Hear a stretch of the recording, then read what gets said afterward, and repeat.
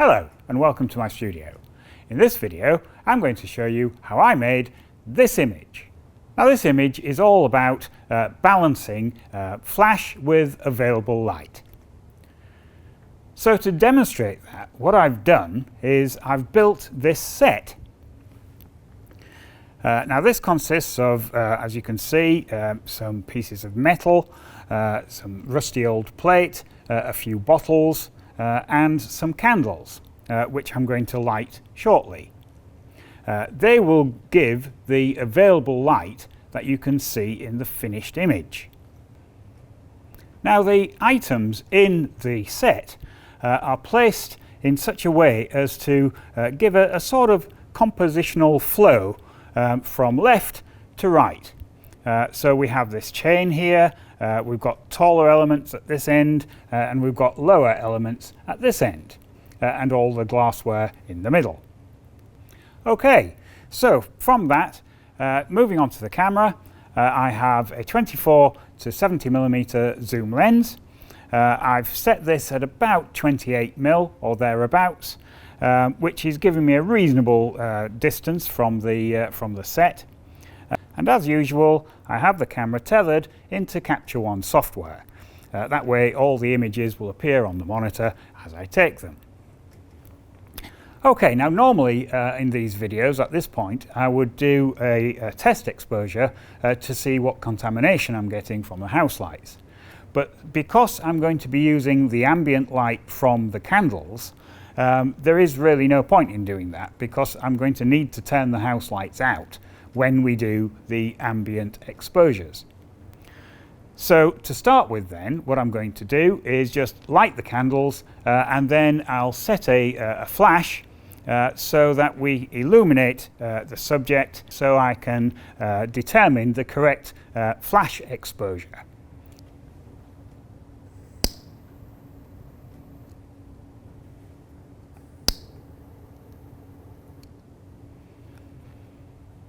There we go. And now I'll put the flash in place. Now the sort of lighting that I want here is something which is quite contrasty. I want to be able to bring out all the detail in the surface textures that we've got going on here.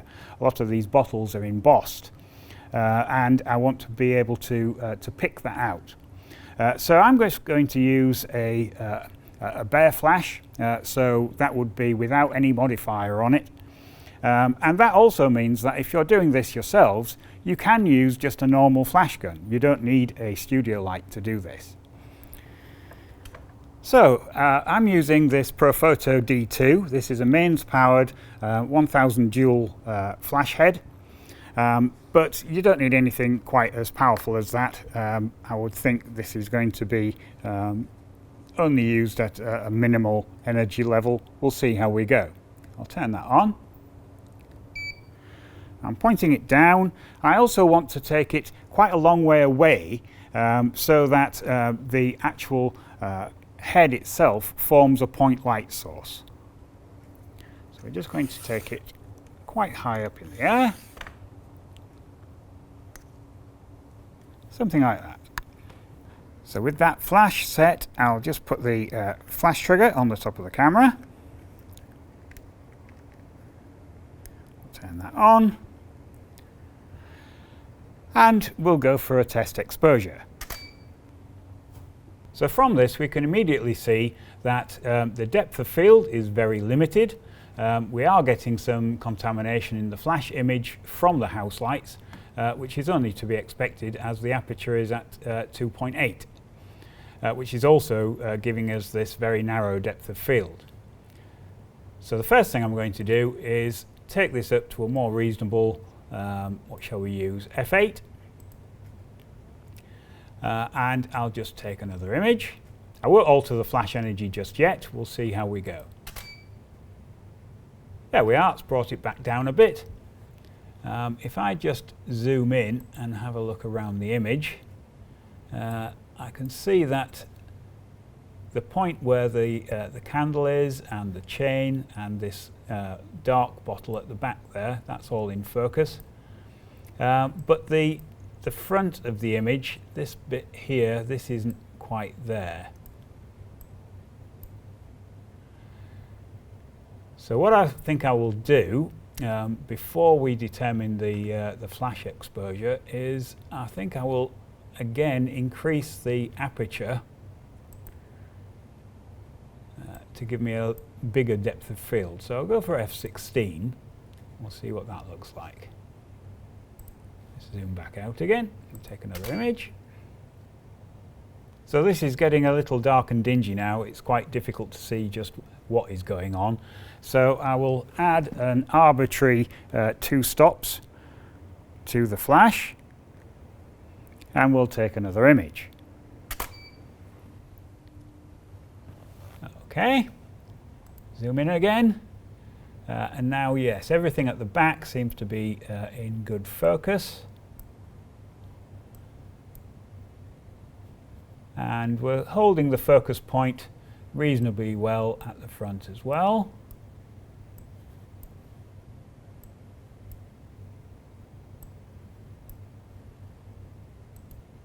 Yes, I think that is quite a nice image. I do like the shadow that I'm getting here from the light.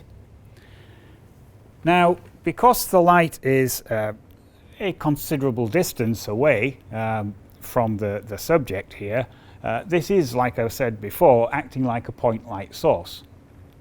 Therefore, the shadows that we're getting from this are actually quite hard, which is just what I want, because that will help to bring out the textures and to give a highlight on the glass where it has been embossed. Although, looking at the image, I think it's a little bright. I'm just going to take it down possibly by half a stop. We'll take that again. So with the flash exposure determined, one of the other things I would like to do, I think, is just warm this up slightly. I know I can do it in post-production, but I do like to do it at this stage so it gives you a better idea of what you're going to actually end up with. So what I'm going to do is just change the color temperature here from 5600 to something a little warmer. So we'll go for 6900. This is fairly arbitrary because obviously you can change it later in post-production anyway. So we'll just take that and see what that looks like. Oh yeah, that's much better. That's much more of the sort of image that I want. Okay, so with all that set, I'll just put a mark on that image because that is what I will use as the flash exposure for this set. Now obviously you can do the ambient light exposure at the same time, but to make life a little easier and to make it so that I can control the outcome a bit more, I'm actually going to do it as 2 exposures. Nothing's moving very much here. The flames might flicker a little, but that's all. Therefore, I can get away with doing 1 exposure with the flash and another exposure just with the candles, which is what I'm going to do now. So in order to do that, I'm going to need to turn the house lights out. So with the house lights out, what I can do is set up the camera parameters for that exposure. So instead of using 250th of a second, I'm going to take that down to, I'll start with 1/4 of a second and see what that looks like. Obviously I'm not going to touch the aperture, and I'm also not going to touch the ISO. Now by accident I've left the flash on for that image. So what we've got here is the flash and the ambient light at the same time. So what I'm going to do now is just turn the flash off. There we go. And we'll just take that again. So this time it will just be the ambient light from the candles. Now that's starting to give me the sort of result that I want, except it's a bit dim. So I'm going to take that up to maybe a full second and just see what difference that makes.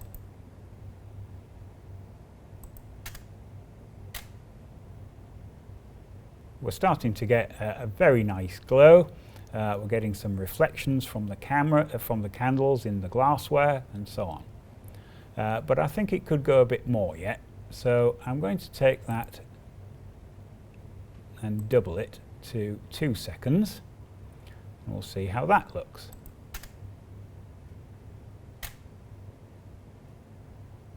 That's exactly the sort of rendition that I want. So I'm getting some nice reflections in the glassware here, and the background is starting to be illuminated purely from the candles.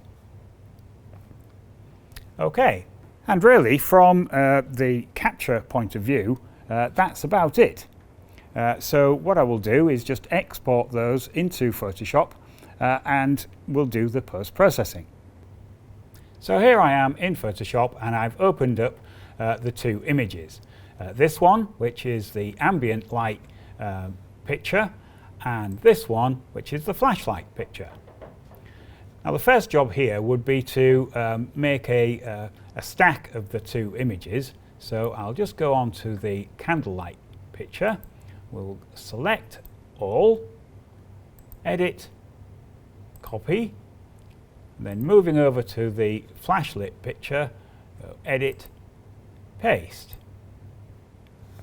Right, and what that has done is create another layer with that image in it. So if I turn that one off, that is the flash, and that one is the ambient light.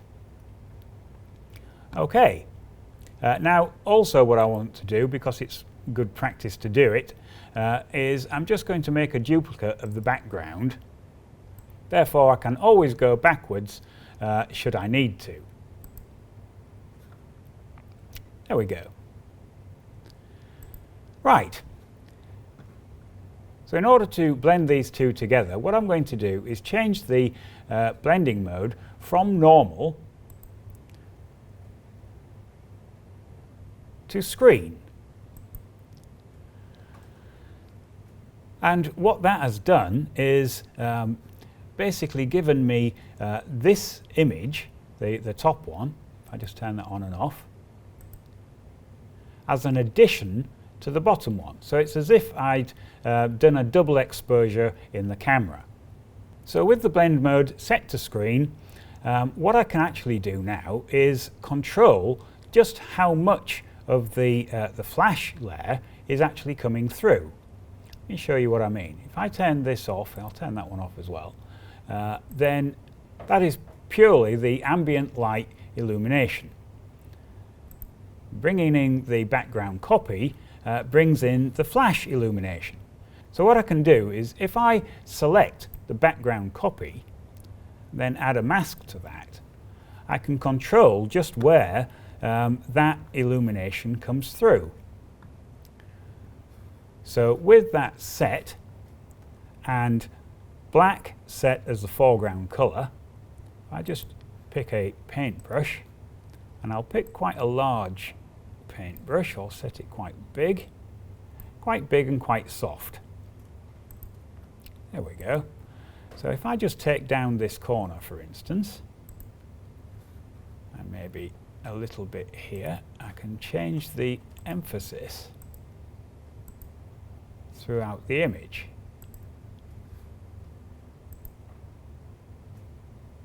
I'll just take that out like that for now. There, that's starting to get there. I'll just take this down a little as well, just in the front here. Now I think I've gone a little too far down this side, so if I just swap over to white being the foreground, I can then just bring that back again. So the amount of control that I have here is quite large. Much more than if you'd done the whole thing in one shot. Let me just take that down again, like that.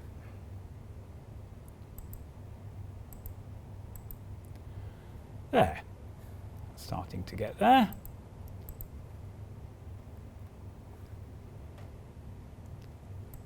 So again, that is without the flash illumination.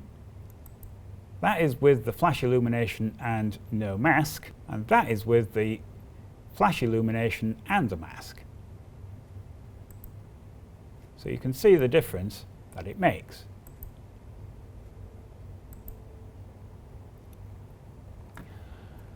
Okay, so with that done, I'll go and have a look at how I want to crop it. Now I'm going to pick a ratio of 16:9 because it fits the video quite well, and also it will quite happily get rid of this clamp at the top here, which is something that I want to do. So I'm just going to bring the sides in ever so slightly. There we are. I'm just looking at the lines here. I'm just going to possibly square this image up a little. I'm just going to rotate it ever so slightly. There we are. Okay, so now I'm happy with that. I will click on the OK button. So there we have it. This is my final image. And again, as you can see from this, we've controlled the amount of flash which has been in the image. We've got very nice highlights on the glassware, and we've got lots of detail in the textures, which is what I wanted. And this is just one way that you can control your image with a combination of flash and ambient lighting. Well, I hope you like seeing this, and if you like watching these sort of things, do click on the other images as they appear, and don't forget to subscribe. Thank you very much for watching.